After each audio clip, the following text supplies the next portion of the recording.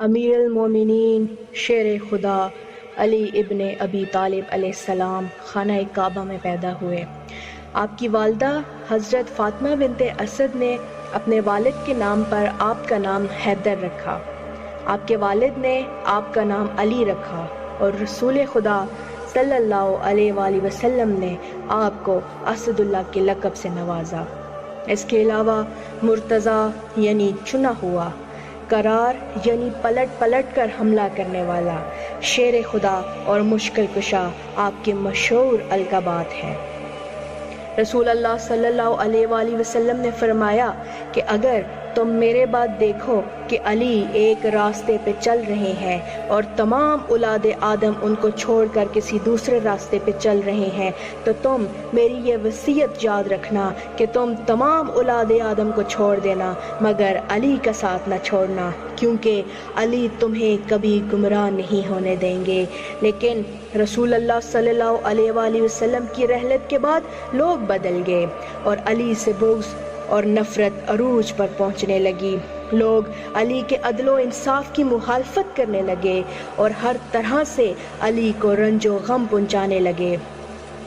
40 ہجری کا رمضان جب اپنے اختتام کو جاتا رہا تو امام علی علیہ السلام بار بار فرماتے رہے، پوچھو جو پوچھنا چاہتے ہو، کیونکہ عنقریب تم اپنی نظروں سے مجھے نہیں دیکھ پاؤ گے، پھر بار بار روتے رہو گے کہ کاش آج علی ہوتے، ان سے ہم یہ سوال پوچھتے۔ اور یوں امام علی اپنی بیٹیوں اور بیٹوں کے گھروں میں باری باری افطار کرتے رہے۔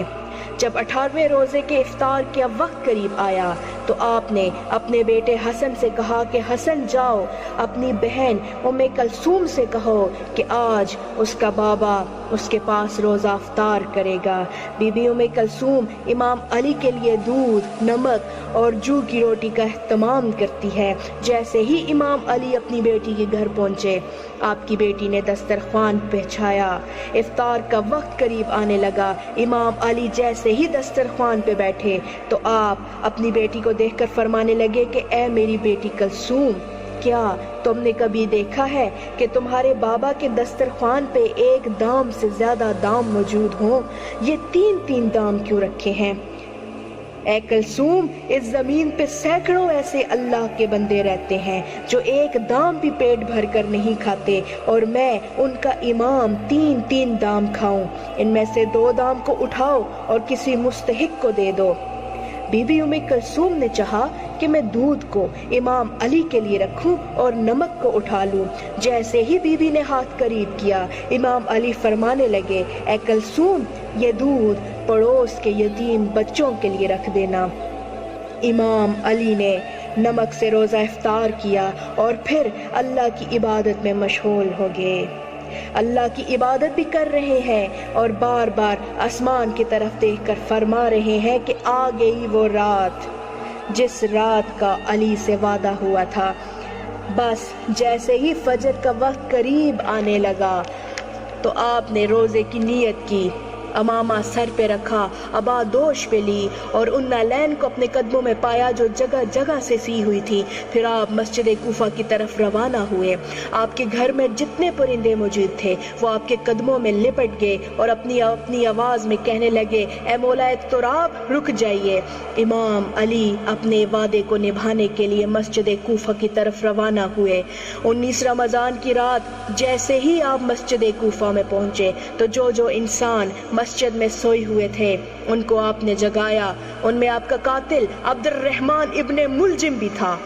تو اس نے جیسے ہی امام علی کو دیکھا تو امام علی نے فرمایا، فجر کے وقت اللہ کے گھر میں سونا اللہ کو پسند نہیں، اٹھو اور اپنے فعل کو انجام دو۔ یہ کہہ کر آپ محراب کی طرف روانہ ہو گئے اور اذان دینے لگے۔ آپ کی آخری اذان کی آواز جیسے ہی کوفہ کی گلیوں میں گونجی تو کوہرام برپا ہو گیا۔ ہر کوئی رونے لگا کہ آج یہ آسمان کا رخ کچھ عجیب سا لگ رہا ہے۔ امام علی بعد اذان جیسے ہی اللہ کی عبادت کے لیے مصلی پہ پہنچے، قیام کیا، رکوع کیا، سجدے پہ گئے تو عبد الرحمن ابن ملجم اپنے ساتھ ایک تلوار چھپا کر آیا تھا جو زہر میں ڈوبی ہوئی تھی۔ آپ جیسے ہی سجدے میں گئے تو ابن ملجم نے سجدے کی حالت میں آپ پہ وار کر دیا۔ بس جیسے ہی آپ کے سر میں اس ضرب کا لگنا تھا آپ نے فرمایا تو میرا بالکعبہ، کعبہ کے رب کی قسم، آج یہ علی کامیاب ہو گیا، مسجد میں کوہرام برپا ہو گیا، آپ کے سر کے خون سے مسجد کا محراب رنگین ہو گیا، آسمان سرخ ہو گیا، نمازی سب سر پیٹنے لگے۔ اتنی دیر میں آپ کے چاہنے والے نے آپ کے قاتل کو پکڑا اور آپ کی طرف لے کر آئے۔ کوئی آپ کو زخمی دیکھ کر شہد کا شربت لے کر آیا۔ امام علی نے جیسے ہی اپنے قاتل کو دیکھا کہ اس کے چہرے پہ موت کا ڈر ہے، تو جو چاہنے والا امام کے لیے شہد کا شربت لے کر آیا تھا، آپ نے اپنے اس چاہنے والے سے کہا، اے مجھ سے پیار کرنے والے انسان، یہ شربت میرے قاتل کو پلا، کیونکہ اس کے چہرے کا ڈر یہ بتاتا ہے کہ اسے اس شربت کی مجھ سے زیادہ ضرورت ہے۔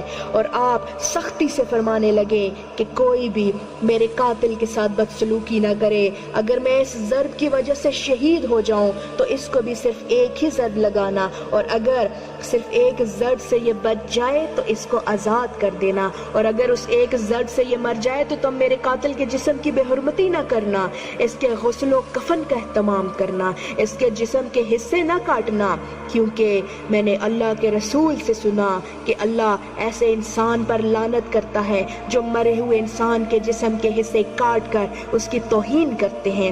پھر آپ فرمانے لگے، حسن آؤ نماز پڑھاؤ۔ امام حسن نے نماز فجر پڑھائی اور پھر امام علی کو اپنے گھر کی طرف لے کر جانے لگے۔ آپ کے مقدس خون سے آپ کی سفید داڑھی سرخ ہو گئی اور اس زہر میں ڈوبی ہوئی تلوار کا زہر آپ کے جسم میں پھیلنے لگا۔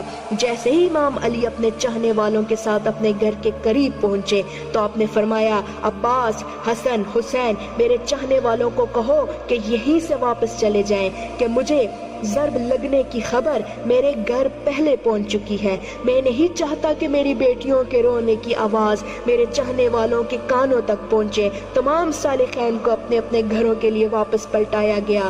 امام علی جیسے ہی گھر پہنچے تو بی بی زینب و ام کلثوم رونے لگی، گھر میں کوہرام برپا ہو گیا۔ تو آپ نے فرمایا، گھبراؤ نہیں، اللہ کے ہر فیصلے میں مصلحت ہوتی ہے۔ بس آپ بسترے بیماری پہ آئے، طبیب نے دیکھا تو رو رو کر فرمانے لگا، امام علی کے جسم مبارک میں زہر پھیل چکا ہے، جتنا ہو سکے امام علی کو دودھ پلائیں۔ یہ بات جیسے ہی کوفہ کی گلیوں تک پہنچی تو ننھے ننھے یتیم بچے اپنے ہاتھوں میں دودھ لیے امام علی کے دروازے تک پہنچے اور کہنے لگے، یا حسن، یا حسین، ہمارے امام کو ہمارے حصے کا دودھ پلائیں، ہم ایک مرتبہ یتیم ہو چکے ہیں اور دوسری مرتبہ نہیں ہونا چاہتے۔ آپ بسترے بیماری پہ بھی مسلسل اللہ کا ذکر کرتے رہے۔ جیسے ہی 19 کا دن گزرا اور 20 رمضان کی رات آئی، آپ نے فرمایا، اب میرے حجرے میں کوئی بھی نہ آئے، کیونکہ اس دنیا کے جنات میری زیارت کو آنے ہیں۔ 20 رمضان کا دن طلوع ہوا تو آپ نے فرمایا، حسن جاؤ میرے چاہنے والوں کو بلاؤ۔ جیسے ہی آپ کے چاہنے والے آئے اور کہنے لگے کہ وہ دیکھیں، امام علی کا چہرہ زہر پھیلنے کی وجہ سے زرد ہو چکا ہے۔ امام علی نے فرمایا، پوچھو، آج بھی علی تمہارے ساتھ ہے۔ میں زمین کے راستوں سے زیادہ آسمان کے راستے جانتا ہوں، پوچھ لو، کیونکہ جب تم اپنی آنکھوں سے مجھے نہیں دیکھ پاؤ گے تو بار بار پچھتاؤ گے کہ کاش کچھ اور پوچھ لیتے۔ آپ کے چاہنے والے زارو کتار رونے لگے، کسی نے آپ سے سوال کیا، کسی نے آپ سے صرف جواب لیا اور کوئی آپ کے چہرے کی زیارت کرتا رہا۔ اور جب سارے لوگ چلے گئے تو پھر آپ نے فرمایا، اے حسن، میرے پورے خاندان کو جمع کرو۔ جب پورے خاندان کے افراد آ گئے تو آپ فرمانے لگے کہ اب اس خاندان کا وارث حسن ابن علی ہے، جو حسن کہے وہ تم سب ماننا۔ اور آپ نے امام حسن سے فرمایا، اے میرے بیٹے حسن، اپنے نانا کے صلح حدیبیہ کو یاد رکھنا، جہاں تک ہو سکے انسانوں میں امن اور محبت کا خیال رکھنا تاکہ انسانوں کا خون نہ بہے۔ پھر آپ نے فرمایا، حسن و حسین، میری شہادت کے بعد میرے جنازے کی، میری قبر کی کسی کو خبر تک نہ دینا، میرا جنازہ اونٹنی پہ رکھ دینا، پیچھے سے حسن و حسین تم اٹھانا اور آگے سے جبرائیل اور میکائیل اٹھائیں گے، کیونکہ مجھے پتا ہے اللہ کے دین کے دشمن میری شہادت کے بعد یہ چاہیں گے کہ اس علی کی قبر کو کھود کر علی کے جنازے کی توہین کریں۔ میری قبر پہلے سے بنی ہوگی، جہاں وہ اونٹنی رکے وہاں مجھے تدفین کر دینا۔ اور یہ بات کسی کو نہ بتانا تب تک جب تک اللہ خود ظاہر نہ کرے۔ اور پھر فرمایا میرے بعد یتیم بچوں کا بہت خیال رکھنا۔ پھر آپ نے عباس کو بلایا اور فرمانے لگے عباس میں نے تمہیں اللہ سے کربلا کے لیے مانگا تھا، تو حسین کا محافظ ہے، جو حسین کہے وہ تمہیں کرنا ہے۔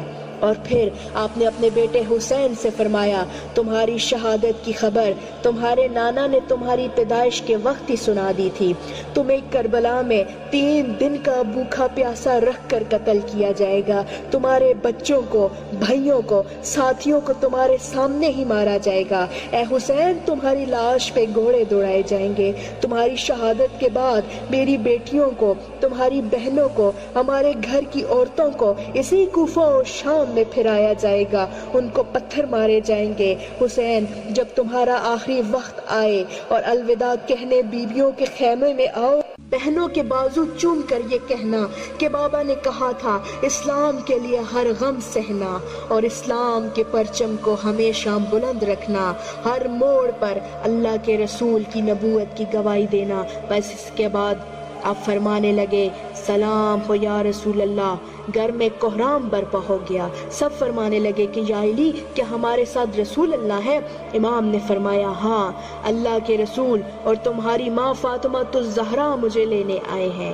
یہ کہتے ہی آپ نے اپنی مبارک آنکھیں بند کی اور یوں حسنین یتیم ہو گئے۔ آپ کی شہادت کے بعد آپ کی وصیت پہ عمل کرتے ہوئے آپ کے جنازے میں کسی کو بھی شریک نہیں کیا گیا۔